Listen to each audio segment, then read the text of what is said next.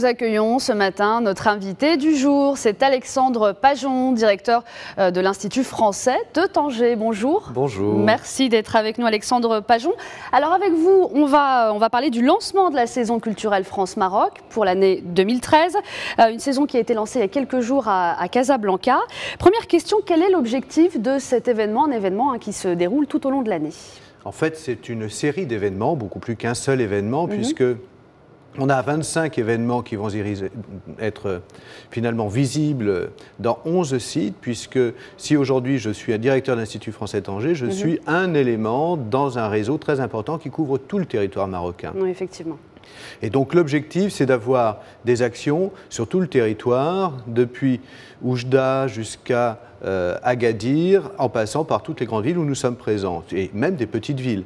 Donc c'est vraiment un objectif de couverture d'action culturelle sur tout le territoire, avec de la création, de la diffusion, du débat d'idées, et le tout au service des échanges culturels entre nos deux pays. Très bien. Alors, vous en êtes à la 3e édition de cette saison culturelle France-Maroc. Les deux autres éditions ont été plutôt riches. Quel est le bilan de cette première et de cette 2e édition ? Eh bien, écoutez, on apprend en marchant, c'est-à-dire qu'au fil des ans, on a appris à gérer des événements que nous mutualisons, qui ont une beaucoup plus grosse force, c'est-à-dire que nous pouvons mobiliser des moyens grâce à nos sponsors marocains et français sur l'ensemble du territoire. On peut dire que le point fort en 2010, ça avait été la très grande exposition à Casa, les Abysses. Oui. Ensuite, l'année dernière, on a été davantage. Il y a eu beaucoup de théâtre aussi, avec une tournée de théâtre Villeurbanne. L'année dernière, c'était un peu plus musique, je dirais, et cinéma, avec de très belles opérations comme Les Estampes, comme L'Enfant et Sortilèges. Et on a vu des très grandes réussites populaires, comme les Nuits du Ramadan, qui ont permis d'animer des soirées pendant les Nuits du Ramadan sur 6-7 villes, et cette année sur pratiquement toutes les villes du territoire. Ce qui fait que là, on atteint non pas 50, 60 personnes, mais des centaines de milliers de personnes.